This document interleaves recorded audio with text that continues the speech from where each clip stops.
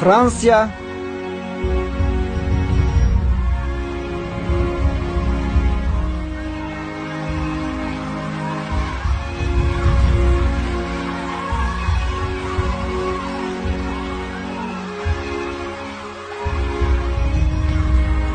Америка,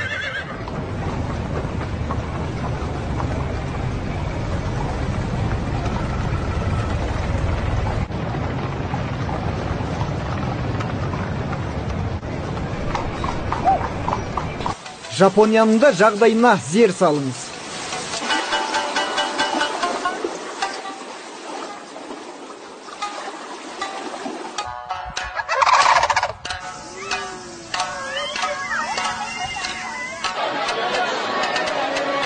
Мінеки өздеріңіз байқағандай, зәулім ғимараттар, көше толы машиналар, тіпті метро мен трамвайлар. Ағылшын, неміс, француз, жапондардың күні бүгінге дейін ешкімге дес бермейтіні осы. Ғылымы мен білімі, мәдениетінің негізі ерте қаланған. Ал қазақтаршы бұл кезде не істеп жүрді?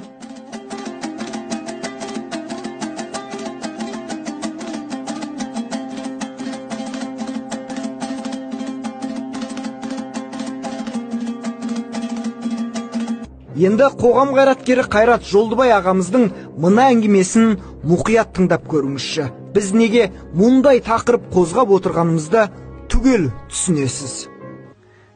Мен осы бірнеше жыл бұрын Германияда жүрміз, Мюнхен қаласында. Сол жерде ВМБ автокөлігінің музейіне бардық. Сол кезде 18 ғасырдың аяғында, 19 ғасырдың басында шығарған автокөліктерін көрдік. Мотоциклдерін көрдік. Қандай керемет, дизайнның өзі қандай керемет. Механизм істеу кәдімгідей менің қиялымда жоқ. Сол ғасырда сондай машина шығарады деп мен ойламаппын. Бірақ сол ғасырдағы қазақ даласында сол кезде өзім елестетіп көрдім. Біз не істеп жүрдік деп. Біздің бай манаттарымыз сол әнші ақын алсерлерді тыңдап, қазақ үйде ет асып жеп, қымыз сапыр ішіп жатты. Бейбіт заман болмады ма? Қазақ даласында болды. Сол кездерде неге біз ғылымға көңіл бөлмедік? Неге біздің оқымысты балаларымыз тәрбиелеп алға ұмтылмадық?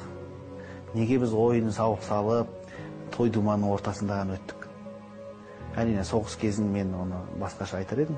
Соғыс болған жағдайда да біз белгілі бір дарынды балаларымызды соғысқа шығармай, сол бағытта тәрбиелеуіміз керек еді. Біз орысқа бодан болған кезде біз бойымыздағы күшіміздің жетпегендігінен емес, біз технологиядан ұтылдық. Олар пушкаменен кіріп келген кезде біз ештеңе істей алған жоқпыз. Тіпті жоңғарлардың өзіне орыс пушка беріп, қолдап отырды. Біз еркімізбен орысқа бодан болған жоқпыз. Біз ғылым білімнен кенжелеп қалғаннан кейін біз соларға бас идік.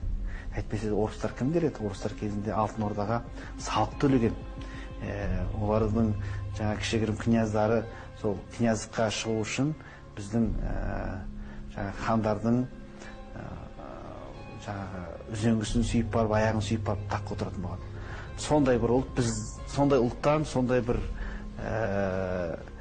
орыс деген халықтан біз қалай ұтылып қалдық? Қалай соларға бодан болды деген сұрағын іздесек, біздің ұлтымыздың қатесін түсінеміз. Және бұл қателіктен әлі біз айыққан жоқпыз. Әлі той тойлап жүрміз.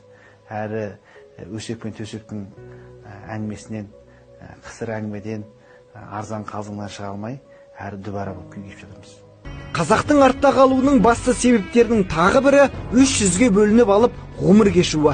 Ғалым Жанұзақ әкім айтады, 1700 жылдан бастап 1 Петрдің бұйрығымен қазақ даласын отарлауға жүйелі кіріскенде Тәуке, Әбілқайыр, Абылай, Бөкей, Жәңгір, Кенесары хандар ұру жүзге бөлінген және негізгі кәсібі барымта болған қазақ хандығының бірлігін сақтай алмады. Саны қазақтай 300-ден астам Нобель лауреаттары шыққан әлемдегі қаржының 4/1 билеген еврейлер 13 рудан тұрамыз демейді. Біз бір халықпыз дейді.